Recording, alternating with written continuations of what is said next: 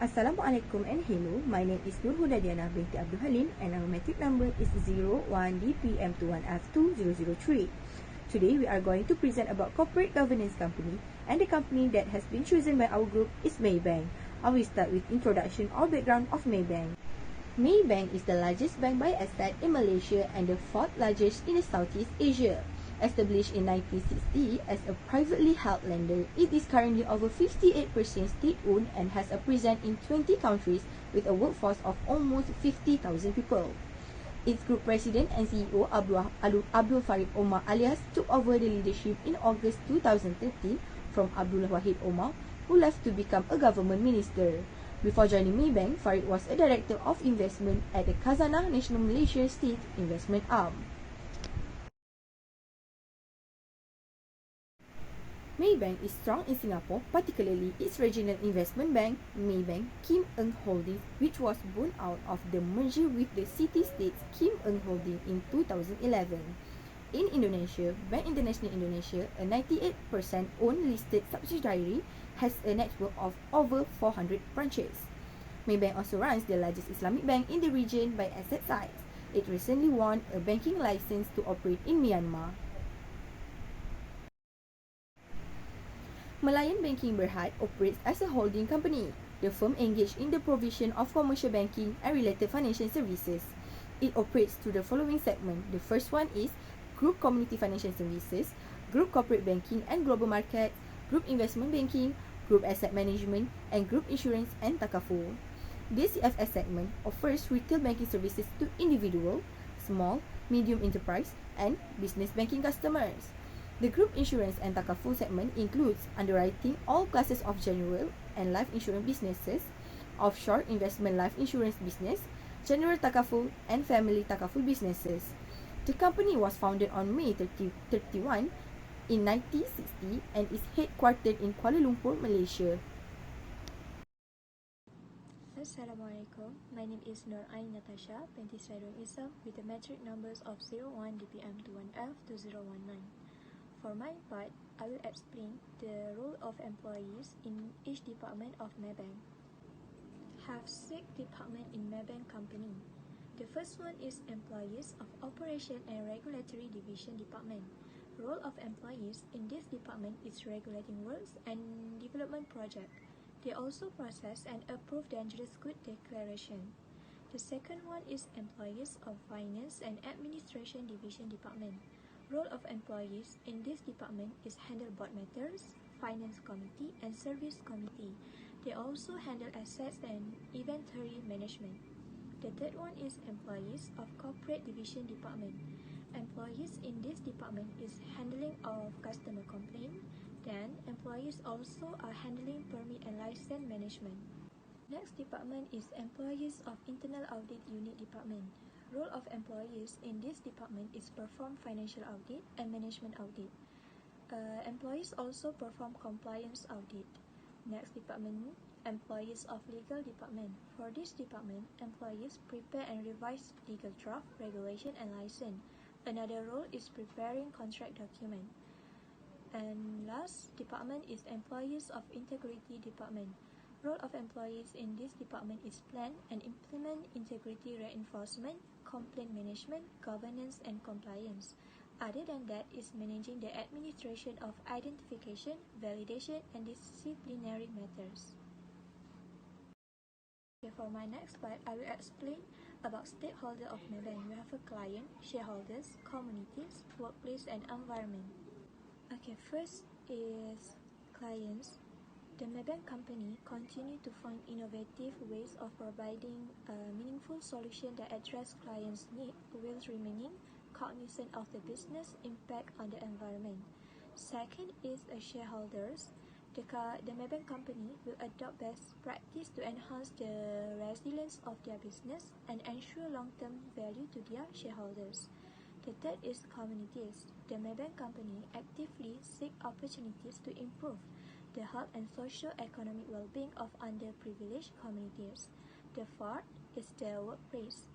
The Maybank company will cultivate a climate-conscious organization as reflected by their Shariah values and building capacity towards becoming a sustainability-driven entity. And for the last one is environment. The Maybank company at the forefront of championing sustainable business practice and provide meaningful solution that delivers a positive impact to the environment. Okay, so that's all from me, Nur Natasha binti Sairul Islam. Thank you. Hi, my name is Nabatisha Adventiro. My metric numbers is 01 DPM21F2014. Society, the bank we are heard. Maybank has a long history of being at the heart of the community. Right from the start, we aim to be a bank for all Malaysians, and Maybank branch have become a nucleus of many small towns throughout the country. In line with our humanization, we are now extending this community-based approach across the region.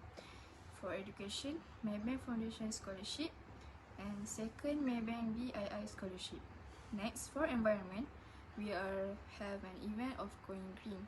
In line with our mission to humanize financial service across Asia, Maybank constantly look to provide financing for business whose environmental impact is positive and sustainable.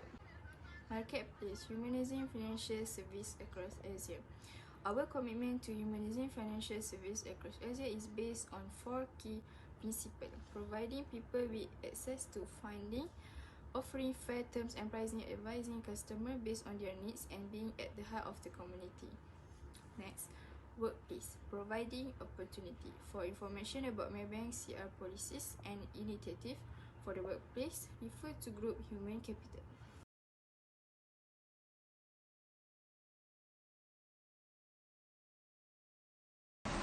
Assalamualaikum, my name is Nafatiha Afifah binti Halim, and my matrix number is 01 DPMF2032. So, I'll be explaining about Board of Directors Maybank and roles of Chairman and CEO.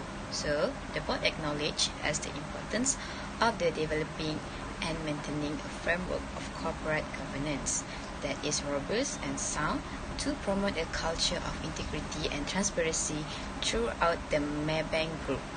In this regard, all directors are required to maintain the highest standard of transparency, integrity, and honesty.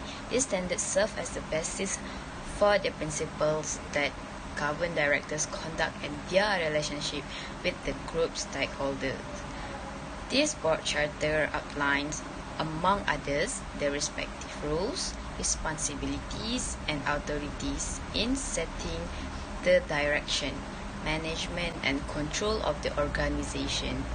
The board may from time to time review the contents of this board charter in tandem with the group's corporate governance framework to ensure its relevance and effectiveness in the light of the ever-changing environment in which the group operates. The board has in place a board manual which acts as guidance to the board in discharging their duties effectively. The manual highlights the guiding principle and matters relating to the board organization, responsibilities, and relevant internal policy and procedures, including those mentioned in this board charter.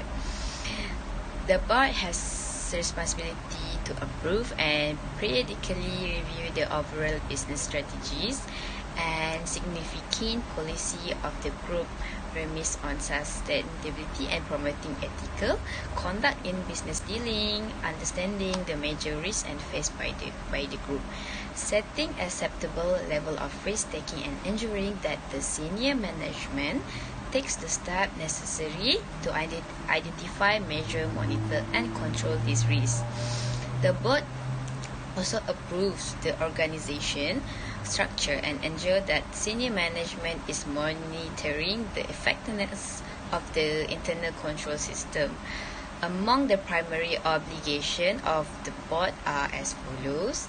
Okay, for example, approving group strategy, business plan, and the annual budget and its half-yearly review. Okay, next, ensuring that the group strategy initiative support long-term value creation, taking into consideration ESG's concern and its risks and rewards. C. Approving the requirement, appointment, promotion, confirmation, and termination of service, as well as the remuneration package and compensation compensation and benefits policy and the terms and conditions, including the grade of executive in key management posts. The role of the GPCO is the only executive director on the board. He is also the principal chief executive officer of the group. The GPCO is delegated certain responsibilities by the board and is primarily accountable for overseeing the day-to-day operation to ensure the smooth and effective running of the group. His primary responsibilities include the following.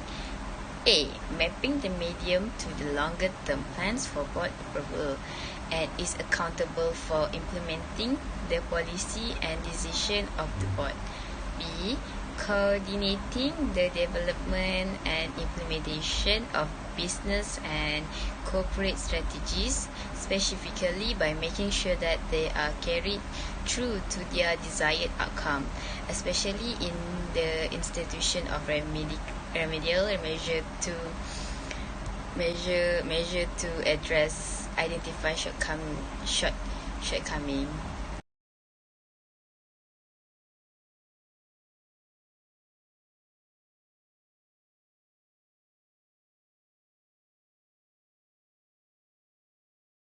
Assalamualaikum and hi.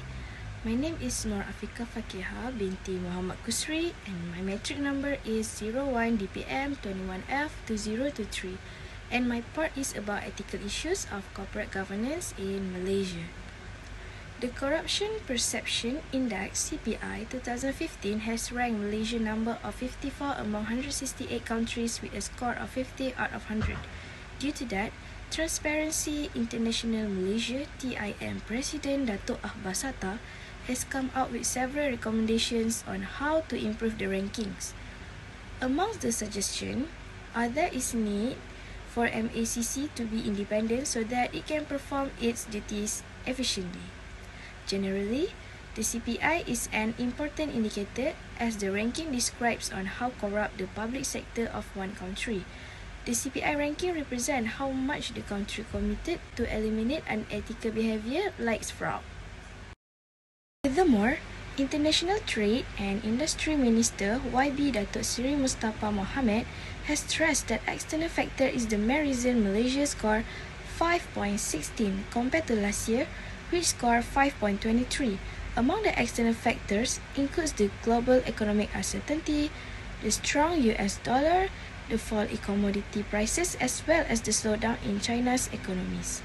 From Malaysia's global competitiveness as ranking in line with economic slowdown 2016.